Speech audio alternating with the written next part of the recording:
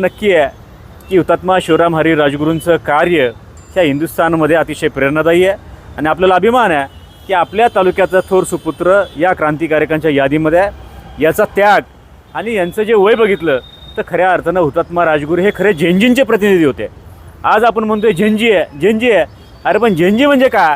झेंजींचं प्रतिनिधित्व खऱ्या अर्थानं हुतात्मा राजगुरूंनी त्या काळामध्ये केलं आहे। तर वयाच्या 22व्या वर्षी 23व्या वर्षी हुतात्मा पत्करणं ही गोष्ट सोपी नाही।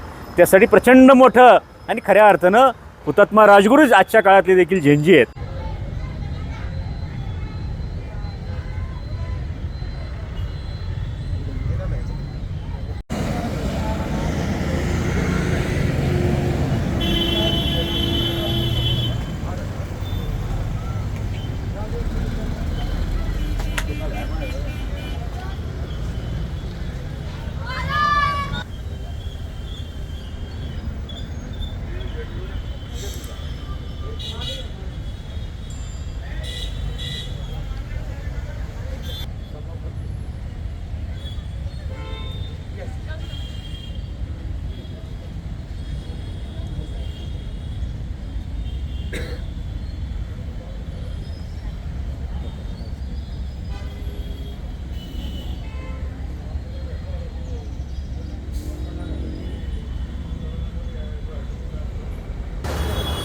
खरं तर आजचा दिवस ऐतिहासिक आहे।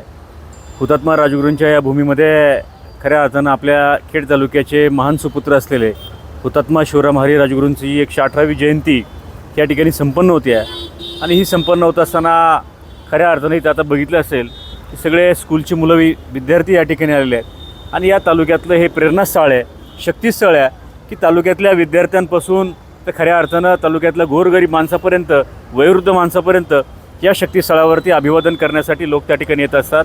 आज हे कॉलेजचे लिटल चॅम्प कॉलेजचे हे शाळेचे विद्यार्थी या ठिकाणी आले आहेत। अशा अनेक जिल्हा परिषद शाळांपासून सगळे विद्यार्थी सातत्याने ह्या प्रेरणास्थळावरती येतात। मला इथे सगळे आहेत। एक गोष्ट नक्की आहे की हुतात्मा शिवराम हरी राजगुरूंचं कार्य ह्या हिंदुस्थानमध्ये अतिशय प्रेरणादायी आहे आणि आपल्याला अभिमान आहे की आपल्या तालुक्याचा थोर सुपुत्र या क्रांतिकारकांच्या यादीमध्ये आहे। याचा त्याग आणि यांचं जे वय बघितलं तर खऱ्या अर्थानं हुतात्मा राजगुरू हे खरे झेंजींचे प्रतिनिधी होते। आज आपण म्हणतोय झेंजी आहे, अरे पण झेंजी म्हणजे का? झेंजींचं प्रतिनिधित्व खऱ्या अर्थानं हुतात्मा राजगुरूंनी त्या काळामध्ये केलं आहे। तर वयाच्या 22व्या वर्षी 23व्या वर्षी हुतात्मा पत्करणं ही गोष्ट सोपी नाही। त्यासाठी प्रचंड मोठं आणि खऱ्या अर्थानं हुतात्मा राजगुरूच आजच्या काळातले देखील झेंजी आहेत। बघा आज आपण बघतोय काळ बदलतोय, परिस्थिती बदलते आहे, आपण वेगवेगळ्या पद्धतीने हे करतोय की नव्या पिढीचं काय, परंतु खऱ्या अर्थाने त्या काळातल्या नव्या पिढीचे हे शिल्पकार आहेत आणि या तालुक्याचा आमच्या सगळ्यांचा अभिमान आहे। म्हणून निश्चितपणानं या शक्तीस्थळावरती अभिवादन करण्यासाठी तालुक्यातले सगळे नागरिक, विद्यार्थी सगळे सातत्याने या ठिकाणी येत असतात। आजचा दिवस ऐतिहासिक आहे। मी आजच्या दिवसाच्या निमित्तानं खऱ्या अर्थानं त्यांच्या या स्मृतीस्थळावरती त्यांना विनम्र अभिवादन करतो आणि खेड तालुक्याच्या राजकीय सामाजिक जीवनामध्ये यांचा आदर्श, यांची प्रेरणा ठेवून आमचे सगळे तरुण सहकारी त्या ठिकाणी काम करत आहेत आणि उद्याच्याही काळामध्ये खऱ्या अर्थानं बघा एक गोष्ट मी नेहमी सांगतो की जिथं महाराष्ट्राचं मंत्रालयाचं कामकाज चालतं, मंत्रालयाचं जिथं कामकाज चालतं त्याच्या समोरच्या चौकामध्ये हुतात्मा राजगुरू चौक त्या ठिकाणी आहे आणि आमचा अभिमान आहे की महाराष्ट्र काळाचं कार्य जिथं चालतं आहे त्या समोरच्या चौकाचं नाव तिथं शक्तीस्थळ हुतात्मा राजगुरूंच्या नावाने आहे। त्यामुळे हुतात्मा राजगुरूंची शक्ती, हुतात्मा राजगुरूंचं नाव आणि कार्य हे प्रचंड मोठं आहे।